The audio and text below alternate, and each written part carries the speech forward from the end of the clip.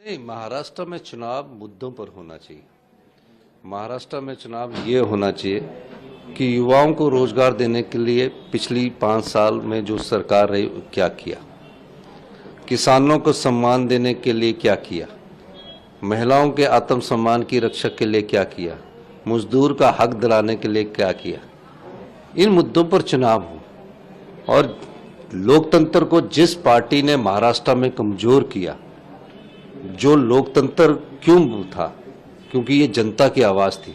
जिस जनता की आवाज को जिस पार्टी ने कम किया, उसको सबक सिखाने का वक्त ये चुनाव का है। पीएम मोदी जी ने कल कहा है कि एक है तो सेफ है, या फिर योगी जी कहते हैं कटेंगे तो बटेंगे।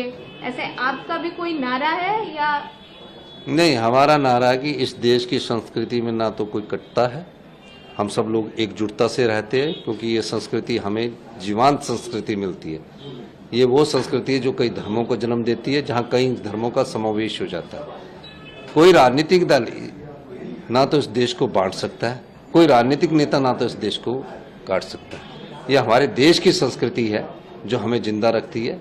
तो हम इस प्रकार की बातें राजनीति में जब चुनावों का वक्त होता तो नेता कहते रहते हैं अकॉर्डिंग टू देयर उसकी परिस्थितियों के हिसाब से। लेकिन सर, क्या ये सही है? कल अमित शाह जी कह रहे थे कि अगर आप महायुति को वोट दे रहे, मतलब छत्रपति शिवाजी महाराज को दे रहे, और महाविकास अघाड़ी को दे रहे तो औरंगजेब को दे रहे। नहीं, ये तो जनता तय करेगी ना। महाराष्ट्र के युवा तय करेंगे, ये महाराष्ट्र के किसान तय करेंगे, महाराष्ट्र के पत्रकार तय करेंगे।